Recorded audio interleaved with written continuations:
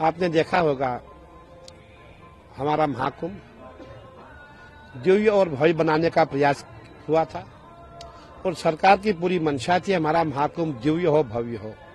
और हमारे माननीय मुख्यमंत्री जी ने पूरे प्रयास किए, मेला प्रशासन ने पूरे प्रयास किए, परंतु अचानक एक घटना घट जाती है। ऐसी दुर्घटना जिसमें पूरी शोक की लहर छा जाती है। हम भी दुखी हुए, हमें भी पीड़ा हुई। देखिए, अचानक क्या हो जाता है, करोड़ों की संख्या में श्रद्धालु आ रहा है और सबका रुझान जो है संगम नोज की ओर है।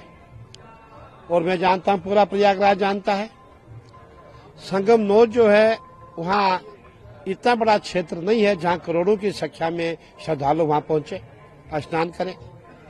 और जो हमारे मेला डीआईजी है, उन्होंने खूब प्रयास किया कि संगम नोज पे श्रद्धालु ना जाए, परंतु श्रद्धालु का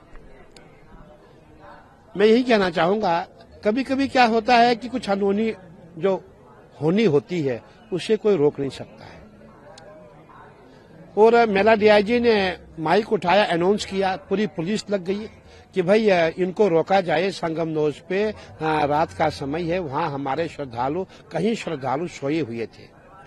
और आप ये भी जानते हैं, लोगों को पैदल आना पड़ता है, हमारी माताएं बहनें थक जाती है, वो वहीं संगम पे ही रेत की मिट्टी पे ही कंबल ओढ़ के सोई हुई थी। यहां से भीड़ आती है, भीड़ के आते ही जो हमारी माँ बहनें सोई थी, जो हमारे भाई सोए हुए थे, वो उठ नहीं पाए। भीड़ उनके ऊपर चढ़ती है, उनके पांव के नीचे लोग आ जाते हैं, कई लोग जख्मी हो गए, कई लोग मृत्यु लोक को प्राप्त हुए। अब लेकिन तब भी पुलिस ने बहुत अच्छा काम किया, तुरंत उन्होंने भीड़ को रोका, तुरंत पूरी बैरिकेटिंग बंद की, क्योंकि उस समय लोगों ने बैरिकेटिंग भी तोड़ दी थी। अब जब बैरिकेटिंग तोड़ के लोग जा रहे हैं, अगर उस समय में पुलिस डंडा चलाती, वो भी अच्छा मैसेज नहीं था, तब भी भगदड़ मचती। इसीलिए पुलिस ने यही चाहा कि भीड़ को बिना डंडे के पीछे किया जाए, परंतु तो जहां करोड़ों की संख्या में भीड़ है वहां पुलिस कंट्रोल कैसे करती। कोई नहीं चाहता ऐसी घटना हो, ऐसी दुर्घटना हो, परंतु अनहोनी को यही मंजूर था। मैं चाहूंगा इसमें किसी का दोष नहीं है।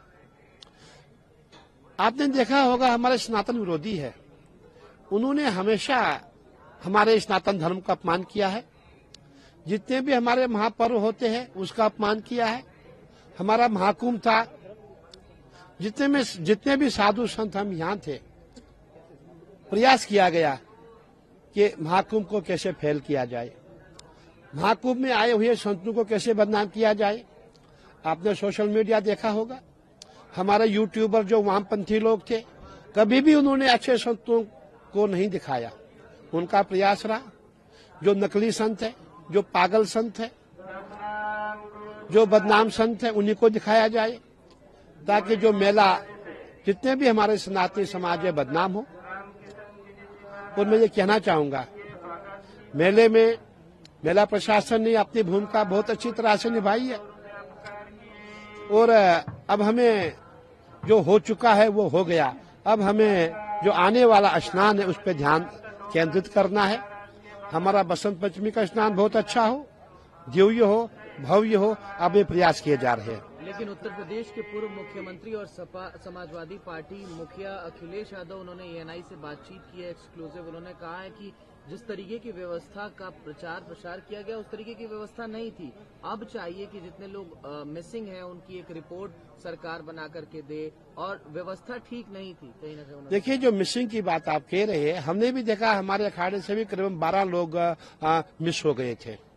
हमने फोन किया, हमने पुलिस को भेजा, वो लोग नहीं मिले, लेकिन वो लोग कल शाम को पुलिस लेकर के हमारे पास लेके आ गई। पुलिस का पूरा प्रयास है, जो भी हम सूचना देते हैं, जो भी हम जानकारी देते हैं, जो जो मिस हुई है उनकी खोज की जा रही है। क्या वो अस्पताल में है, क्या वो किसी और कैंप में है, पूरा खोजा जा रहा है। मैं ये कहना चाहूंगा कि इस समय हमें किसी पे आरोप लगाना उचित नहीं है। हमारा प्रयास यही होना चाहिए, हमारा महाकुंभ अच्छा हो। और जो लोग ये कह रहे हैं, जो आरोप लगा रहे हैं, मेरा ये मानना है, जितना विरोधी पक्ष है, जो सनातन विरोधी है, इन्हीं के कारण इनकी नजर इस मेले पे लग गई। मुझे कहने में कोई संकोच नहीं है, जो हिंदू विरोधी है उनकी नजर हमारे महाकुंभ पे लग गई, इसीलिए ऐसी दुर्घटना घटी है।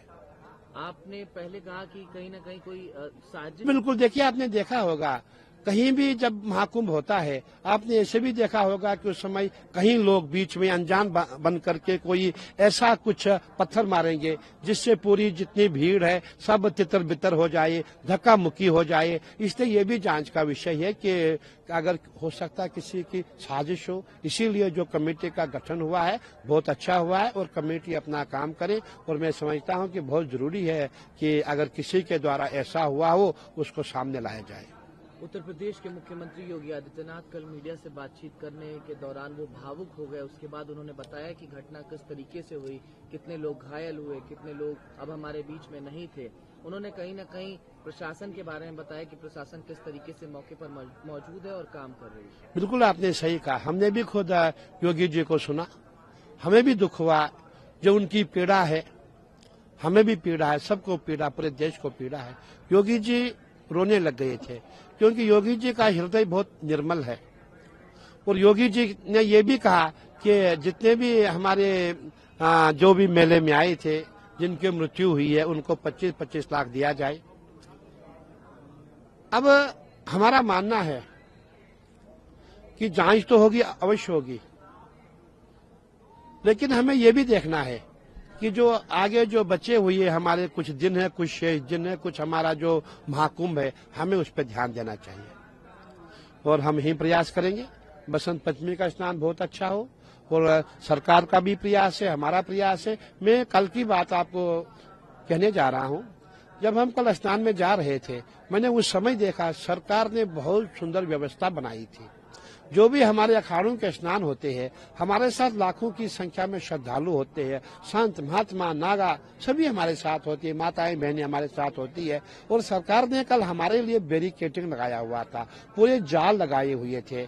और उसके पश्चात हमें स्नान के लिए पूरे घाट को बहुत ही सुंदर रूप से बढ़ाया गया था। तो कहने का तात्पर्य सरकार ने अच्छा काम किया था और आगे भी अच्छा काम करेगी, लेकिन किसी पे दोष लगाना उचित नहीं है। मैं अंत में यही कहूंगा कि जो हमारे विधर्मी है, जो हमारे सनातन विरोधी है, उनकी नजर जो है इतनी खराब है, उनकी जो नजर है इतनी बुरी है कि जिसके कारण ये भगदड़ मची, उनकी नजर हमारे मेले को लग गई। मैं यही कहना चाहूंगा।